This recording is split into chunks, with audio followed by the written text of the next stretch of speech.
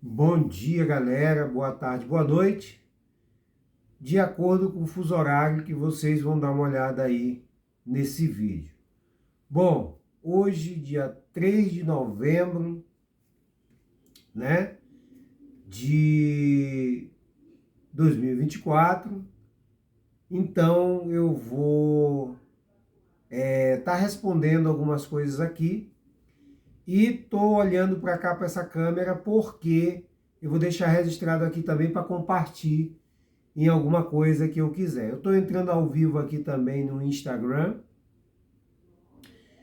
para que acompanhe o assunto, né? Aproveitar aí que eu tenho vários dispositivos aqui, e assim a gente pode gravar de uma vez logo em vários lugares, né? Bom, enfim, quero agradecer aqui a galera que está lá no canal ainda, né? Cada vez mais chega a gente, né? Eu nem esperava que ia ter nada nesse canal, né? O objetivo do canal não era ter pessoas, muitas, né? Eu estava armazenando vídeos lá e de repente, graças a Deus, é útil, né, para algumas pessoas alguma coisa. Então, eu vou estar aqui respondendo algumas perguntas, vou estar lendo e respondendo, né? E ao mesmo tempo as outras redes sociais também vão ter aí esse assunto em pauta, esse assunto na disposição das pessoas. Hoje as redes sociais, não precisa você joga nas redes sociais e as pessoas que necessitam pegam. Ou então as pessoas perguntam, como passa lá no Facebook, eu vou compartilhar isso aqui também no Facebook depois, não estou ao vivo, só estou no Instagram, mas eu vou ajeitando tudo de acordo com o que vai rolando aqui, né? Então, vamos ver aqui. Bom, gente, eu não vou identificar pessoas porque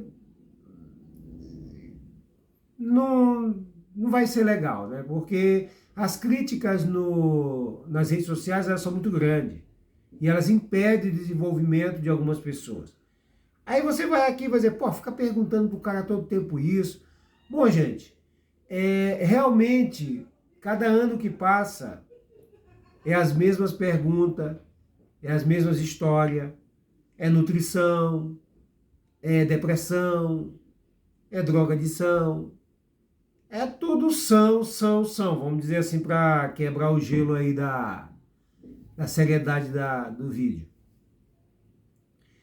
Então, é o mais do mesmo, né? Como dizia o filósofo e repetia aí o cantor. Né?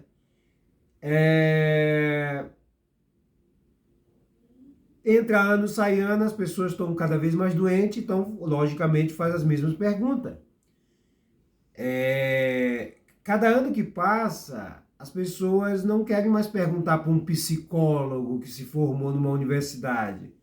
A galera quer perguntar para uma pessoa que se recuperou, né?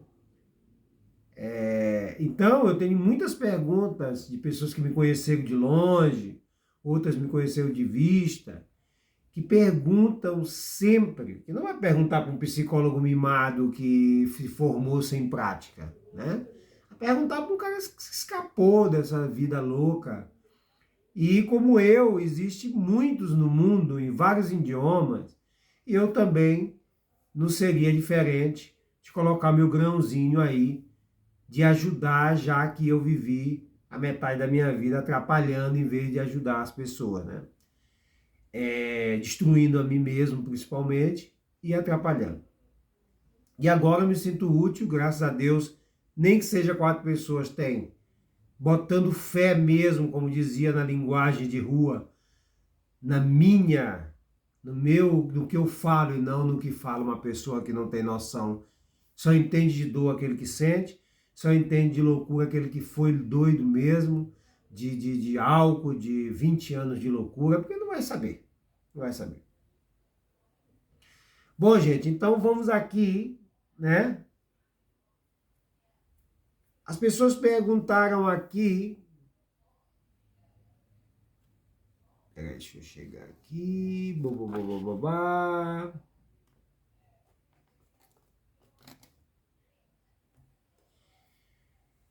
Vou deixar assim logo as perguntas, que é para poder não ficar toda hora mexendo aí. Você tem sequelas?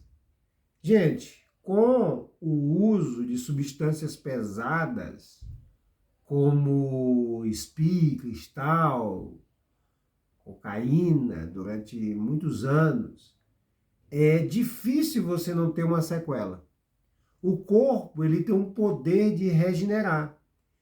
Ele tem um poder de se recuperar. Depende da idade, depende da genética, depende da forma com que você danou os neurônios, depende do alimento, depende do que que vai passar a barreira de proteção cefálica. Esse nível de recuperação, eu tive que fazer muitos jejuns para meu cérebro trabalhar com corpos cetônicos, para melhorar. Até hoje eu preciso ter umas limitações, né?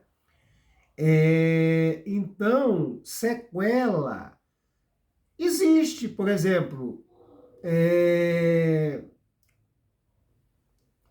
ansiedade, né?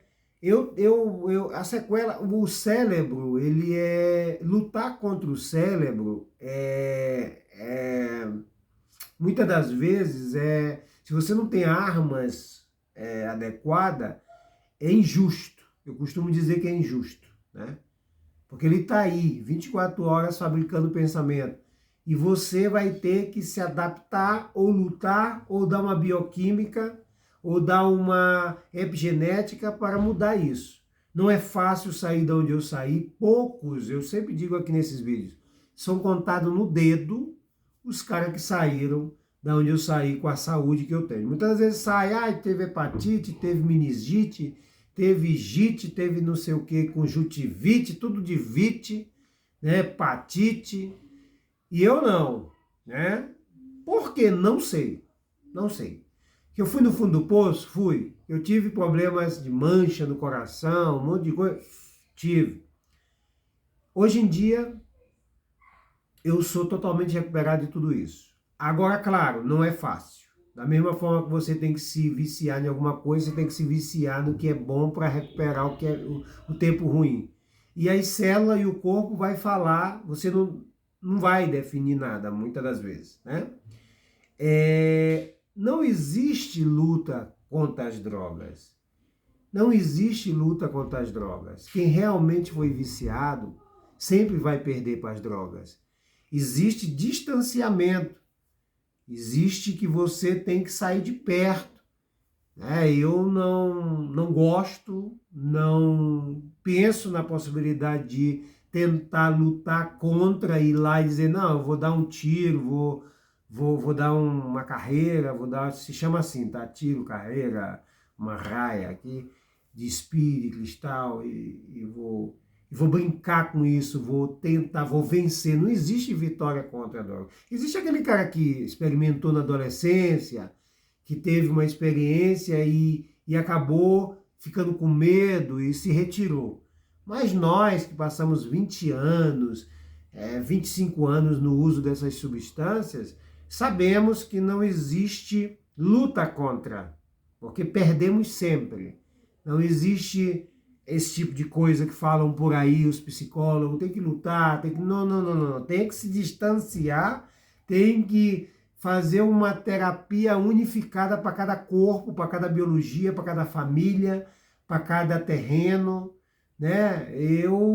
Toda vez que eu lembro disso do meu passado, eu lembro de prejuízos, de angústias, de remorsos, né? É uma das sequelas. Remorso é uma sequela, pensamento acelerado é outra, conscientização do que você vai ficar com sequela. Por exemplo, quando eu estou começando a ficar ansioso, eu já sei que foi um dano causado no meu cérebro. O que eu faço? Já tenho consciência disso e vou trabalhar nisso. Para isso, eu preciso ter paz. Eu sou uma pessoa especial nesse sentido, entendeu? Eu não sou mais igual a uma pessoa normal que consegue controlar uma ansiedade não levando em conta, não conscientizando, entendeu? Eu tenho que dizer, eu tenho que me esforçar muito mais e me conscientizar de que eu tenho um problema, mas tendo o problema, não assim, eu vou me conscientizar porque as pessoas se conscientizam, né? Assim você está seguindo a massa. Assim você está... Muita gente eu reparei que nem é viciado, é compulsionado, ou seja, tem uma compulsão e não sai porque ficam escutando para os outros que é difícil sair. Você não tem que mentalizar que é difícil sair. Você tem que testar no seu próprio corpo o que é os limites dele e o que ele vai dizer para você. Cada corpo é uma sentença, cada corpo é uma... Não somos diferentes só na digital. Somos diferentes em tudo. Então, a experiência de um cara que teve 20 e poucos anos de uso de substâncias químicas, comecei com álcool muito novo, experimentando junto com pastilhas de dormir, logicamente restos que sobravam nos copos das pessoas que bebiam na minha casa, e eu posso te falar que a minha experiência é muito mais válida do que um cara que opina porque fez uma universidade de psicologia ou neurociência em relação ao uso de substâncias e equilíbrio mental. Posso te garantir. Primeiro que eu saí, entendeu?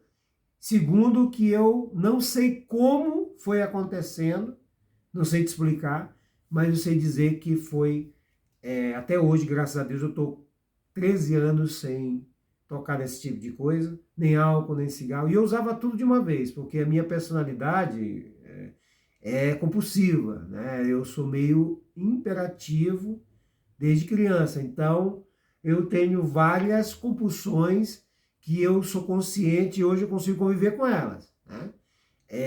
A sequela, a ansiedade, às vezes eu me encontro ansioso sem me dar conta e de repente eu tenho que controlar essa ansiedade, eu tenho que me dedicar.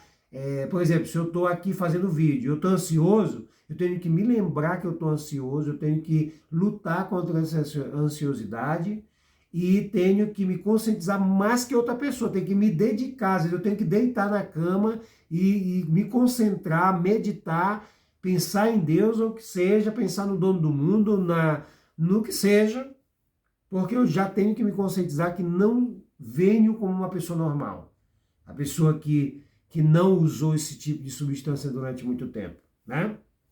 Tristeza, às vezes vem do nada, né? Por o cérebro ter sido agredido por muitos anos de substância, pela conscientização da realidade da vida, porque você vive uma vida paralela à realidade, então quando você se conscientiza de que você é aquilo que você foi, aliás, quando você se conscientiza que você foi aquilo e que você perdeu tempo e que você não pode voltar mais atrás e que você não pode fazer as coisas diferentes, você começa a entristecer.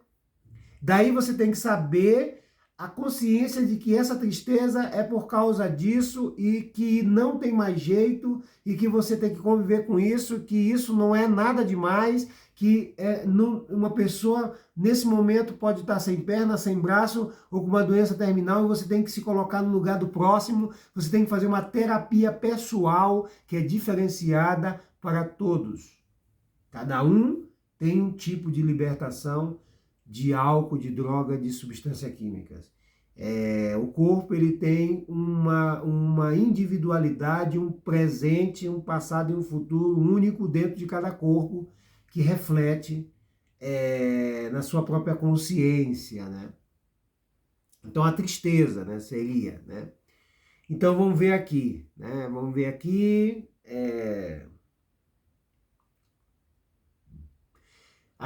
Sua família ajudou contra as drogas? Gente, eu fui criado por uma família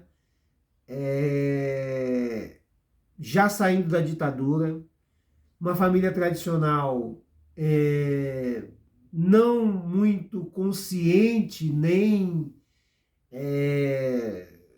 sobre o uso dessas coisas. A família que me criou, ela não tinha noção do que era uma cocaína, ela não tinha noção do que é um SPI, não tem noção até hoje do que é um cristal. Então, na época, era só cocaína, bebida alcoólica e remédio controlados. Então, o que acontece? que eles não tinham esse conhecimento nessa área, não tinha essa curiosidade nessa área e não despertava dentro deles o interesse por esse tipo de coisa, né? Sendo que o álcool também era uma droga muito perigosa, que eu comecei no álcool. O álcool para mim é uma peste, o álcool para mim é a pior coisa que tem, porque ele é o que está inserido na sociedade como uma coisa comum. O álcool, ele é a pior das drogas, né? Porque ela é permitida, ela não é notada, muitas das vezes como perigosa. E para mim eu comecei com isso. As doenças começam com álcool, as drogas começam com álcool, o álcool sendo uma droga, né? E o álcool, ele sempre vai fazer mal para o corpo, sempre. Então o álcool é muito perigoso. E eles achavam que o álcool era normal, final de semana, que é controlável, a televisão ensina que era bom, todo mundo ensina que é normal, se a pessoa está triste pro álcool, se a pessoa está alegre pro álcool, se a pessoa quer dormir relaxada ao álcool. Então o álcool ele sempre foi uma droga legalizada, perigosa e traiçoeira, juntamente com o cigarro. E foi aí que eu comecei.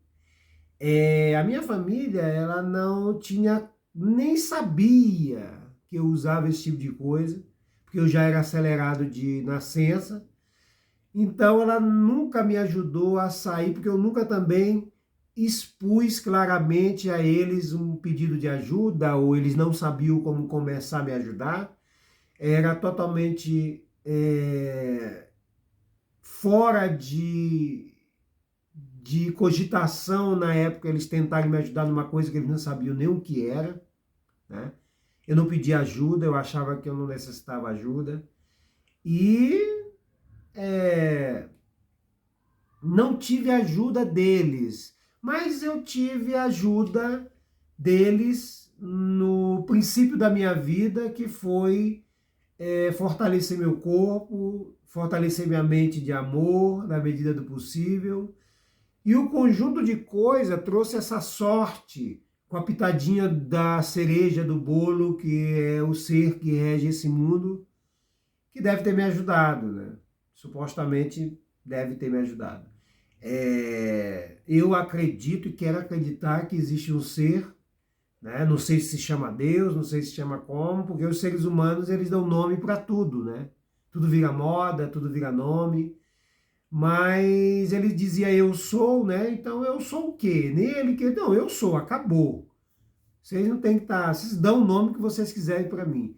Então esse ser que me ajudou, eu acredito que sim, que existe alguma coisa por trás, eu não sei o que que é, não sei o que que quer comigo, mas eu tenho a sensação que eu tenho uma missão nessa terra e ela vai depender de mim.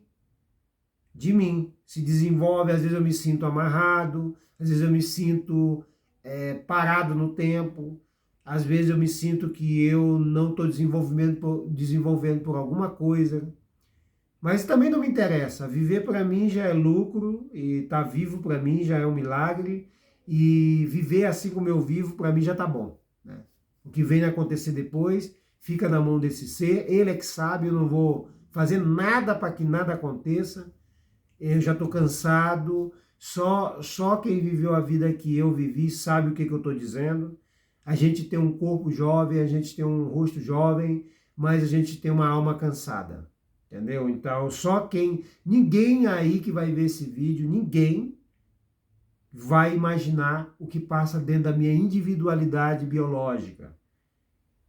Nem meu sofrimento, nem meu remorso, nem meu pensamento acelerado, nem meus pensamentos de futuro, nem minhas tentativas, nem os meus fracassos. Ninguém nunca vai imaginar. Só sabe o que é uso de substâncias químicas quem já teve 5 overdoses como eu, quem já teve muitas tristezas como eu desde criança, quem viveu rodeado de pessoas, mas não se sentia acompanhado, né? Eu costumo dizer que a maior droga da minha vida foi ter sido adotado, foi ter tido uma mãe que me abandonou. Hoje em dia eu levo isso na maior tranquilidade, né? Já perdoei ela. Aliás, eu não tinha que perdoar nada, porque afinal fui pior que ela em uma determinada época. E tá tudo tranquilo, cada um no seu lugar, o tempo vai dizer tudo, eu não tenho pressa para nada. Uma das coisas que eu tenho que lidar com esse pensamento acelerado é não esperar, não ter ansiedade. Antigamente eu tinha ansiedade até para quando eu ia morrer e o que que eu ia fazer. Hoje em dia eu procuro desacelerar meus pensamentos, já na consciência que tenho eles acelerados. A atenção também, muitas das vezes eu me dou conta não tendo atenção nas coisas, dificuldade de memorizar algumas coisas também, de vez em quando acontece. Logo outras temporadas eu absorvo as coisas com maior facilidade, mais ainda do que pessoas que andam com o exercício de estudos, né? Então, o corpo é um verdadeiro mistério e eu sou prova disso, né? Eu superei coisas que muita gente não supera. Eu passei por muitas coisas que pessoas não passariam. E acidentes, perto da morte. Então, eu sou uma pessoa que se você me dissesse que eu tinha que passar tudo de novo, eu desistiria. Porque olhar para o meu passado para trás é olhar num abismo sem fundo, né? Mas hoje o presente é aqui. Tentar ajudar também pelas redes sociais, nem que seja uma pessoa.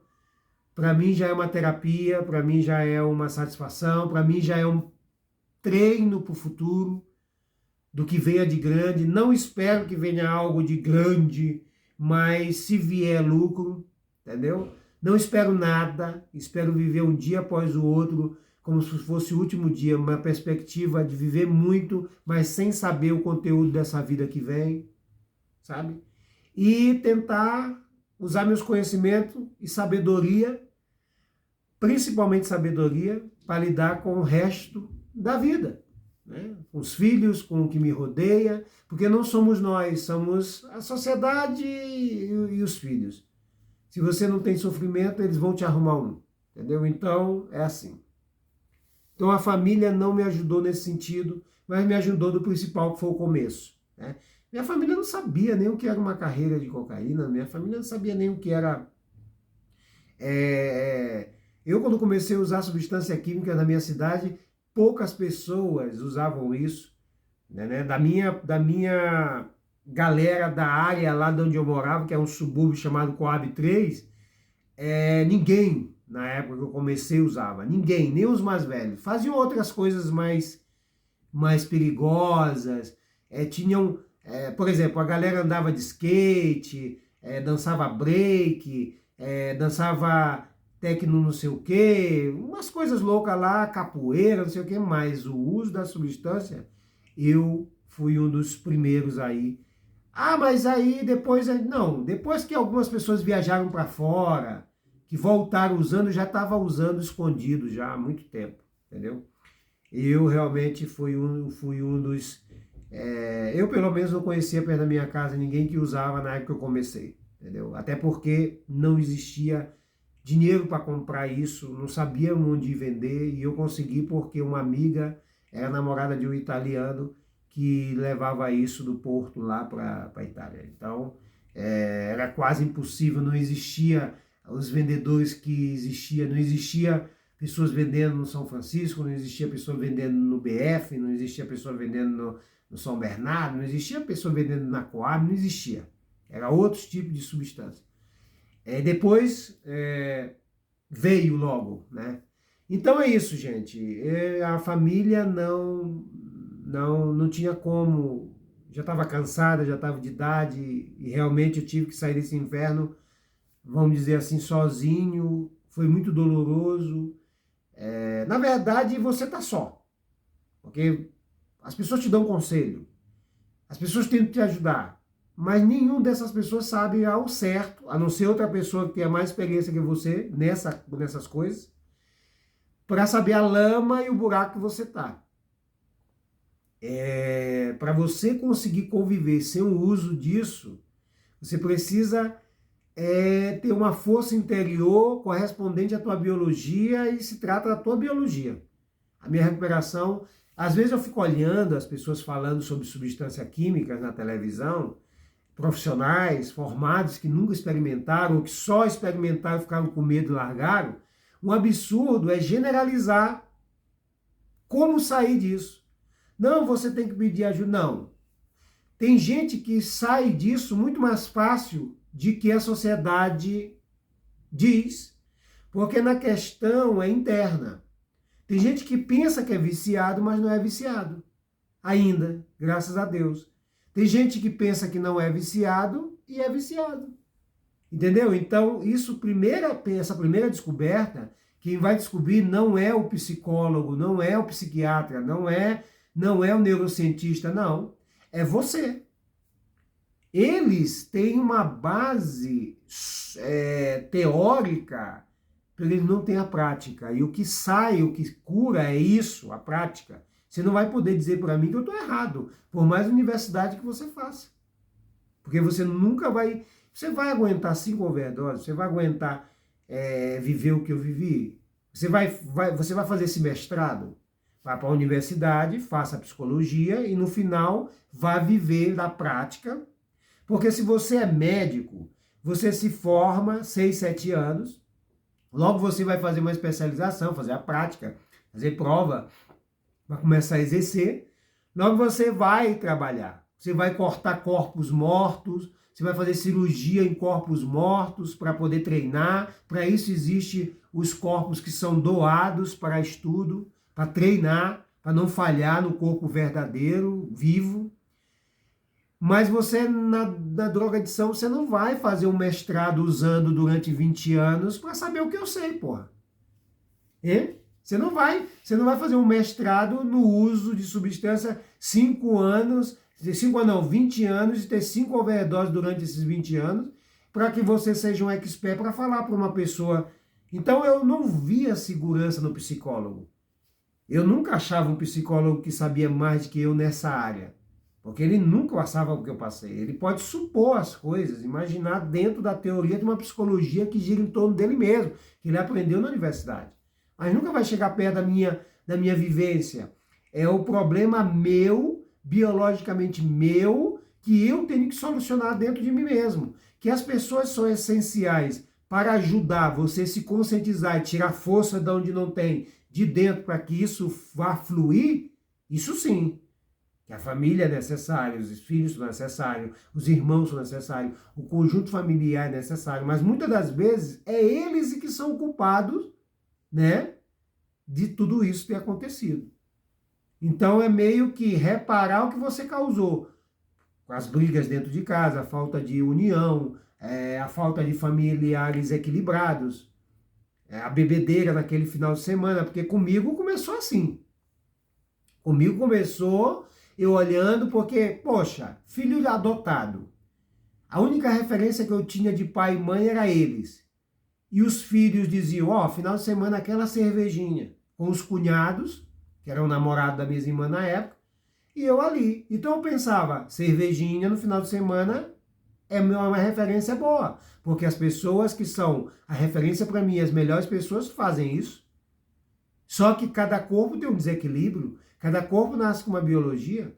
Então, muitas das vezes, eles, que um deles acabou alcoólatra depois e se recuperou, graças a Deus, então se prova que não era só eu, que era qualquer pessoa que brinca com álcool, entendeu? Começa nos finais de semana, depois. Então, eu fui vendo aquilo ali. Daí eu aproveitei que eu tomava remédio para dormir e fui misturando com os restos de cerveja que sobrava no final da bebedeira. E isso era catastrófico para o cérebro de uma criança jovem de 9, 10 anos, né? E eu fui me fazendo amizade com químico. Eu aguentei muita química porque meu corpo veio se acostumando com químico. E como eu era novo, essa química não fazia tanto estrago. Mas o meu futuro estava traçado de confusões mentais, de tratar as pessoas mal, de não ter... E a polícia e os órgãos de defesa da sociedade não querem saber disso, não. Que você teve todo esse currículo maldito de passado, não. Eles vão te meter em cana e meter a porrada. E você vai se transformar num ser humano que vai dar de volta o que estão te dando. Se te dão porrada, você vai... Eu vou dar porrada também. Se te revolta, você vai ficar mais revoltado. Você vai se transformar num ser humano calculista, frio, e afinal de contas sabe lá o que vai acontecer com você. Graças a Deus comigo deu tudo certo. Mas eu costumo dizer que eu passei a ponte sem cair no abismo. Agora eu estou na perspectiva de vantagem. Eu já passei a ponte. As gerações que vão passar a ponte, não sei quem vai cair no abismo. Isso aí vai ser uma decisão do tempo, de atitude, do momento, e aí eu não sei. Então é isso, gente. Então, a minha família não me ajudou nesse sentido. Eu fiquei sozinho e resolvi sozinho, com a ajuda de pessoas que foram aparecendo, mulheres que foram me ajudando, pessoas que foram suprindo necessidades minhas para não ter que roubar, não ter que fazer coisas. Lógico que eu aprontei coisas bem organizadas e tudo, mas eu sempre fui essa mente Lex Luthor, eu sempre fui essa mente meia que Pablo Escobar, meio, sabe? Eu sempre fui, eu tenho que pensar o que é que vai me contra-atacar, meus adversários, né? Mas, graças a Deus, deu certo, né? Eu ainda tenho que lutar com muitos monstros que tem dentro da minha cabeça, mas voltar atrás é um pouco burrice, né? Então é isso. Não, não houve ajuda deles, até porque eles não sabiam como começar a ajudar nesse sentido, né? Não sabiam com o que estava lidando, nem eu mesmo sabia. Então, não houve a família. Hoje em dia, vocês têm um privilégio de ter muitos centros. Eu cheguei a passar num centro ainda de recuperação, mas não. Eu fui para lá só para ver qual era. Uma figura que morava comigo pagou, era pago, e eu, na tentativa de me melhorar, e eu só fiz foi piorar, né? Eu tomava os remédios lá dentro, depois eu ia tomar cerveja e não prestou. Era mais por ver o que era isso lá dentro. E não recupera ninguém. Quem recupera é você mesmo. As pessoas pode ser o melhor psicólogo, pode ser o melhor neurocientista, pode ser a melhor pessoa do mundo. Você só se recupera se você quiser. Se você botar uma parte de esforço, se você ajudar o profissional, se você ajudar as pessoas que querem te ajudar. Senão, não funciona. É a voz de quem foi viciado 20 anos em substâncias químicas pesadas. A maconha eu não gostava, sabe? Que é mais natural, que é mais leve, entre aspas, depende de cada biologia, eu não gostava. Eu gostava de coisa química pesada. Entendeu? Eu experimentei tudo que você pode imaginar. Né? Mas a que eu gostava mesmo era cocaína, entendeu? O resto eu não. Eu tive amor à primeira vista com essa substância e pensei que ia fazer parte da minha vida pro resto da vida. Até hoje, eu não acredito.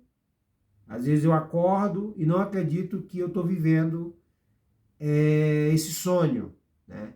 Que é estar bem. Eu fico pensando assim, não acredito.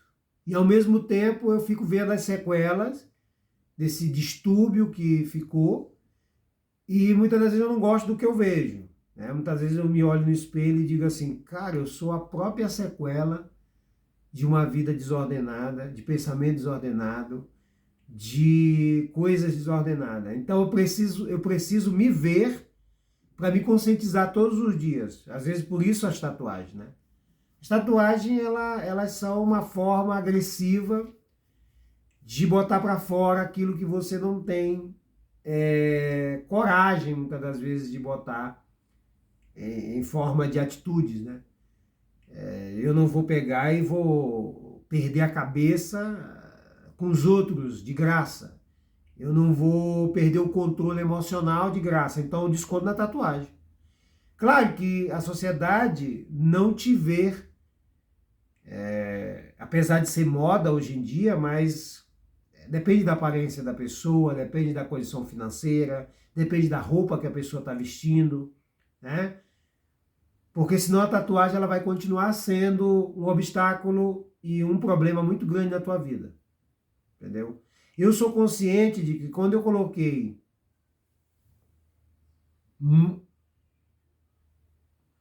eu sou consciente de que quando eu coloquei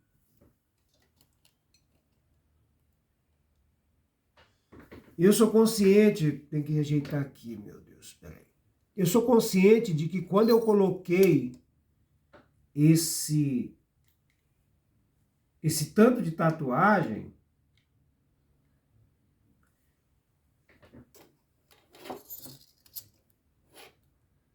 Ai, Deus meu, não está carregando direito isso aqui. Eu sou consciente de quando eu coloquei esse tanto de tatuagem, eu corri o risco. Não quer, cara, que coisa. Vou ter que segurar assim. Eu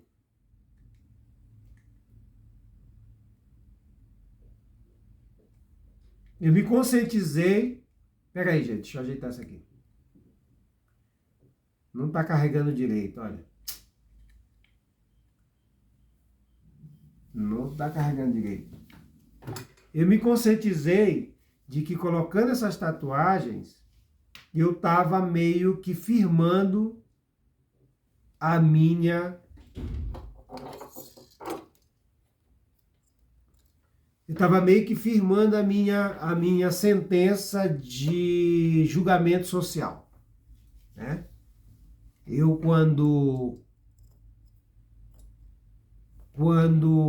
nossa, que coisa! Eu quando fiz essas tatuagens todas, eu já sabia que eu estava firmando a minha sentença de condenação social, porque as pessoas julgam pela aparência. E até hoje em dia mesmo as pessoas acham, cara, não é todo mundo que tem coragem de meter uma tatuagem no meio da testa, não é todo mundo que tem coragem de desfigurar, vamos dizer assim, né? Só que é melhor eu fazer isso de que eu fazer outras coisas erradas. Por quê? Porque uma pessoa... Nossa, cara, que presepada tá isso aqui. Eu vou ter que...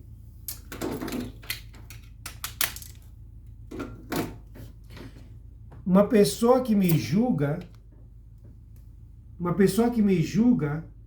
jamais aguentaria muitas das vezes que eu aguentei.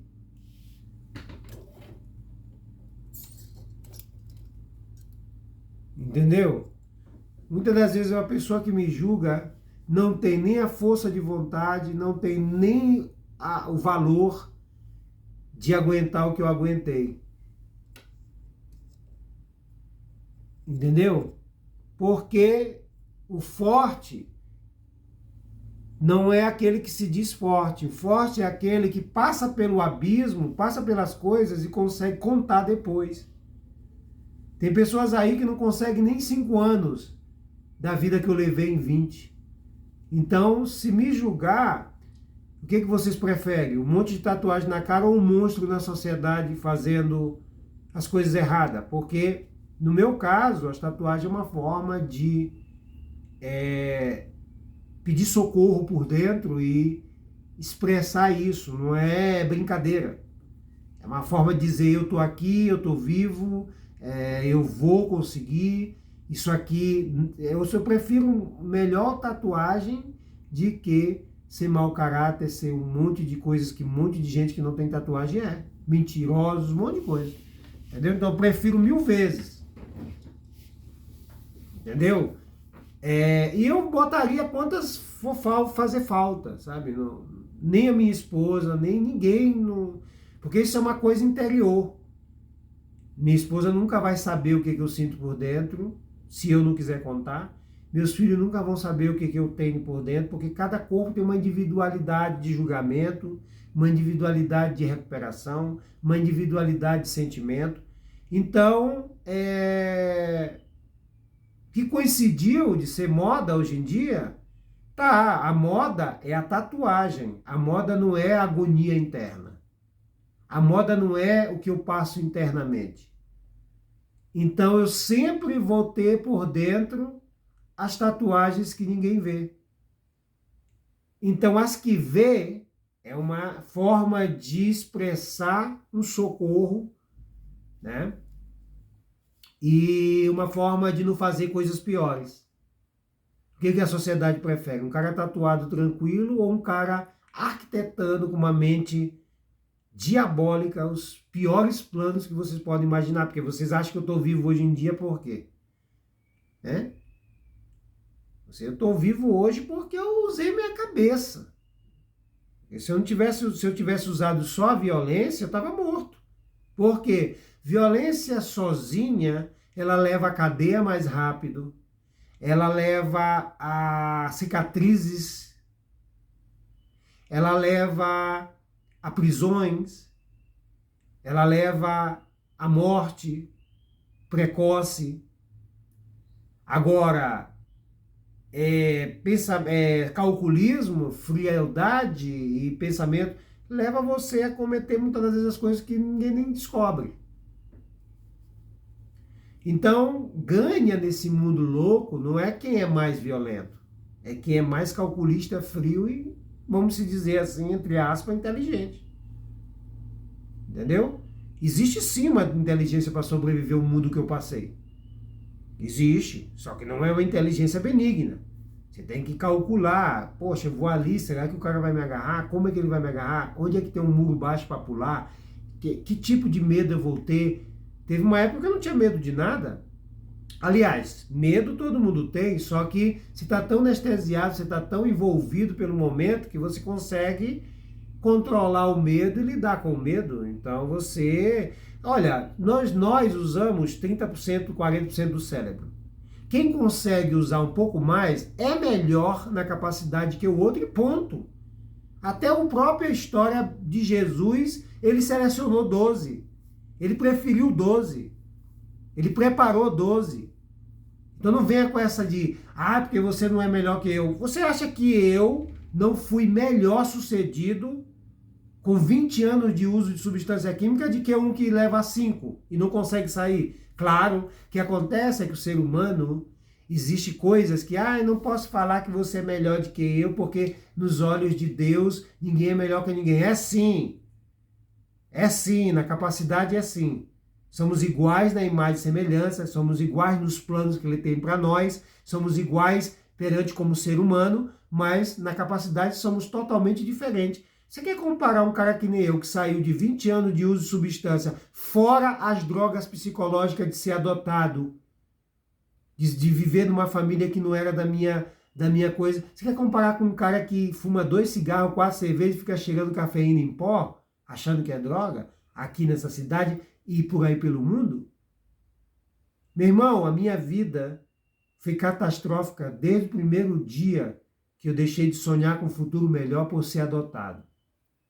Entendeu? E isso não é brincadeira, não. Eu não conto isso daqui para exotizar, para comover, que eu não tenho dom para isso. Sabe? Eu falo isso na forma de que muitas pessoas vão se identificar com esse vídeo e não precisa nem me dizer. Tem que começar a pensar em cima do vídeo para poder tentar solucionar a sua biologia, porque cada um tem a sua. Não somos nada de iguais. Nada. Por isso que hoje em dia existe essa confusão nutricional. Que as pessoas querem ser igual. A cúrcuma para todo mundo é antioxidante. O mamão é bom para todo mundo, depende da microbiota. Depende de como você está. Um ovo cozido é diferente de um ovo frito. Porque você está aquecendo o azeite. Que azeite? Azeite de semente, azeite de girassol, azeite de abacate, azeite de oliva, azeite de coco? Depende. A bioquímica vai ser diferente. Você comer um ovo de manhã é diferente de tarde. O metabolismo está lento de tarde. De manhã o metabolismo está acelerado. Mas de manhã o metabolismo está acelerado? Vai absorver mais os nutrientes. Depende de que tipo de nutrientes é. Se ele é agressor, vai te agredir mais, porque vai absorver mais. Se é lectina, vai te fazer mais, porque vai absorver mais. Esse negócio de contar calorias e porque de manhã tem que tomar café, isso é uma mentira. Se você come o seu alimento prejudicial pela manhã, vai absorver mais. Se você come o seu alimento melhor de manhã, pode engordar também. Depende de que alimentos, a carga calórica, o índice calórico, índice glicêmico e carga glicêmica. Você tem que saber que pelas manhãs, também, eu, por exemplo, eu uso meu organismo, meu metabolismo rápido pelas manhãs, para limpar, pronto. De manhã, você limpa melhor, porque seu metabolismo está rápido. Ah, mas você absorve melhor. Também, mas deixa eu te contar uma coisa. Se você come uma refeição só durante o dia, 6 horas da tarde, você vai absorver lentamente os alimentos que são para absorver lentamente. Se você come pão, pizza e coisas que absorvem rápido, você mesmo que esteja lento, vai absorver rápido. É lógico. Não tem outra saída. Gente, hoje em dia no mundo, a gente tem que procurar encontrar a nós mesmos dentro de nós mesmos, porque o mundo está individual. Cada um por si e Deus por todos. A gente tem que encontrar a nossa solução. Ficar parado não vai trazer solução. Hoje em dia era para mim ser uma lenda. Lenda. Ah, você se lembra daquele cara lá que era chamado de psicótico lá, que era chamado de Capão, que era chamado de Daimar, que era chamado de Charlie Brown, que era chamado de... Charlie Brown que eu falo, gente, era o Charlie Brown daquele desenho do Snoopy. Porque eu sempre tive a cabeça redonda assim, e aí eu pegava, e às vezes eu cortava meu cabelo baixo, e aí um colega meu que tá aí nas redes sociais, a gente brincava, Charlie Brown, me chamava de Charlie Brown, porque eu era meio branquinho com o nariz meio assim, igual o Charlie Brown. Charlie Brown, que tocava piano do Snoopy, me botava o apelido de Charlie Brown. Faraó, que eu tenho tatuado aqui em inglês, entendeu? Faraó, porque eu só queria as coisas melhores e as mulheres sempre me serviam. As mulheres para mim, gente, por isso que eu gosto de estar no meio de mulheres. Eu gosto, sabe? Eu sou uma pessoa que eu gosto de estar no meio de mulheres. Eu não gosto de estar no meio de homens. Eu gosto de estar no meio de mulheres porque as mulheres me criaram, as mulheres me protegeram. As mulheres, elas fizeram coisas por mim que são poucos os homens que tiveram esse privilégio, né? Porque tem gente que me acha bonito. Tem gente que diz, cara, você é bonitão. Bom, eu não me acho.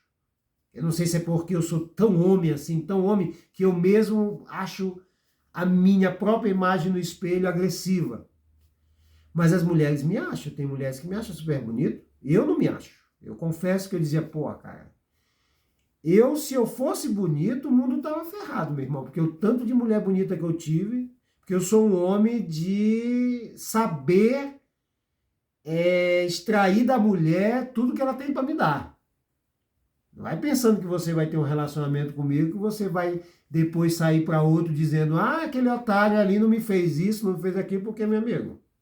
Eu sou um bom explorador da pureza da mulher, da áurea da mulher, do corpo da mulher. Uma mulher comigo, ela não... por isso que eu preferia, gente, quem me desejasse. Você está me desejando? Por quê? Se você está me desejando porque você queria andar nas motos que eu tinha, saiba. Ó, uma coisa que eu dizia para as meninas que andavam comigo, eu dizia, olha, eu não tenho futuro. Eu não tenho futuro. Quando eu conheci minha esposa, eu falei logo. Tô ferrado, muita gente querendo me agarrar. Eu sou viciado, eu acho que eu sou viciado, porque eu não consigo ficar sem cocaína nem um dia. E ela disse, eu também. Eu digo, então vamos morrer os dois logo. Pronto. Ninguém vai ser acusado de levar ninguém para perdição. Porque eu era sempre acusado. Eu me lembro que essa daí do fisiculturismo, essa que vocês gostam dela aí, que tem um monte de amigo dela aí no Instagram, que é amigos, que é a Érica, né? Todo mundo falava que a culpado de tudo era eu. Eu digo, porra, cara, a mulher deseja meu corpo. A mulher me quer como homem. E eu tenho a culpa de tudo? Quem tem a culpa é ela, a mãe e as pessoas que deixam uma pessoa com esse tipo de desejo. Eu vou dizer uma coisa, meu amigo. Ela escolheu um homem que ela quis na época. E todo mundo dizendo, ela vai se viciar, meu irmão. Érica, toda vez que eu estava bebendo e fazendo algo com essa substância, eu não deixava nem ela ver. Mas como ela estava no quarto comigo, aí fica isso para os amigos dela que tá aqui no Instagram, que tem às vezes curiosidade de saber disso. Todo mundo pensa que quando ela estava dentro da minha casa comigo, dentro daquele quarto, ela ia experimentar essa substância. Eu nunca deixei. Uma vez ela bebeu muito, né?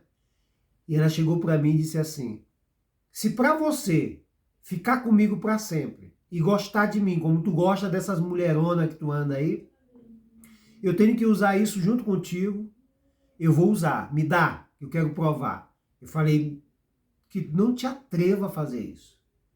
Mas por quê? Se tu gosta das que fazem, eu digo, eu não gosto das que fazem. Eu não gosto das que fazem. Eu me identifico com o mundo, nós nos identificamos com o mundo que já estamos. Você não está nesse mundo. Ah, mas eu te quero. Eu digo, claro, eu sou teu primeiro homem. Você pegou um homem que não é um qualquer tonto. Eu acredito que não tem nada que os namorados e os atuais das minhas ex-mulheres fazem que ela nunca viu. Todo tipo de experiências sexuais elas têm.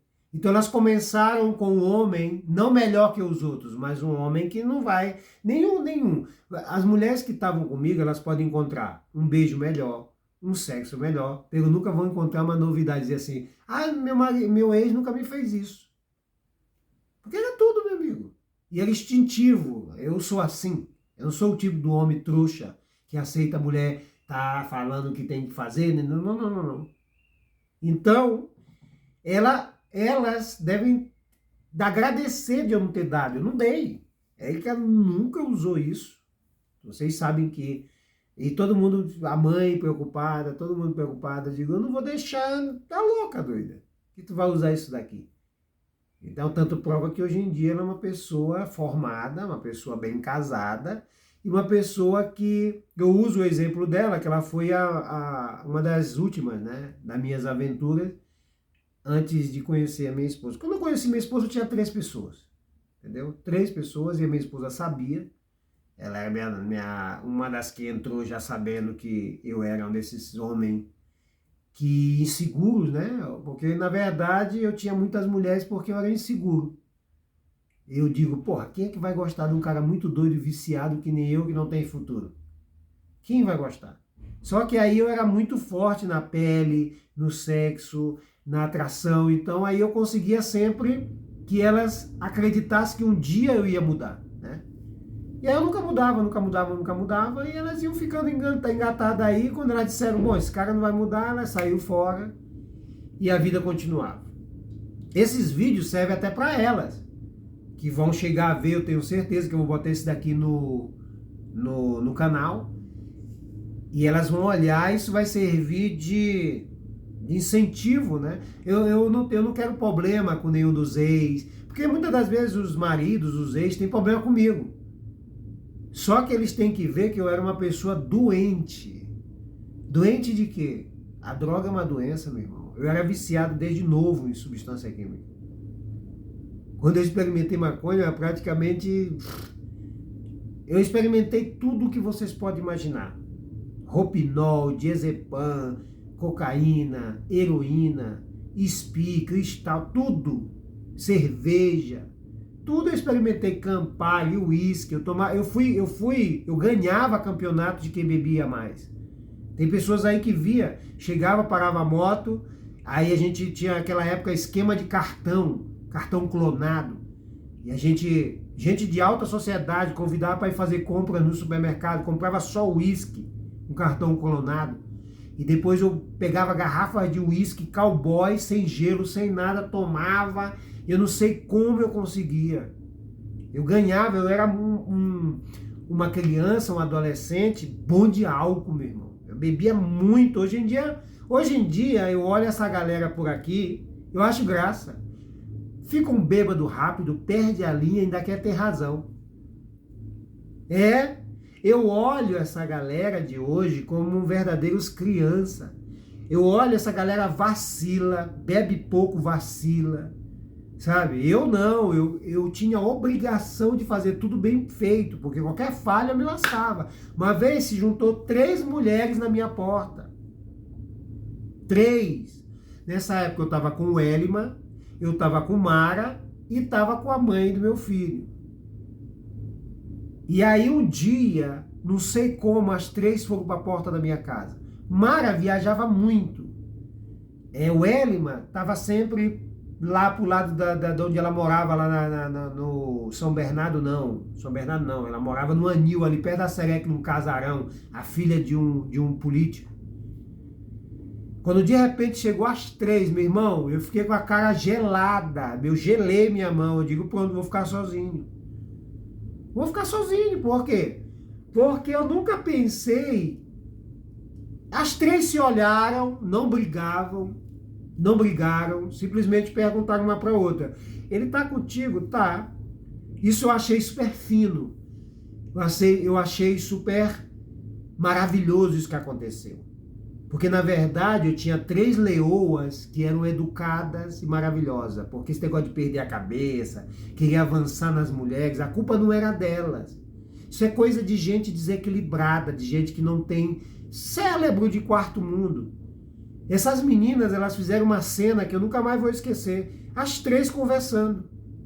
Educadamente, eu digo, nossa, qualquer uma dessas 3 que eu vá casar é maravilhosa. Bonitas, com a beleza diferente, uma com os olhos azuis, loira, outra morena, da minha cor, eu com cabelo assim, que era o Elima, bonita, corpão, a outra, que é a mãe do meu filho, magrinha, branquinha, bonitinha também. Todas, beleza diferente. Eu olhava aquilo ali, eu digo, vou perder as 3, meu irmão. Porque aqui eu não tô nessa qualidade de...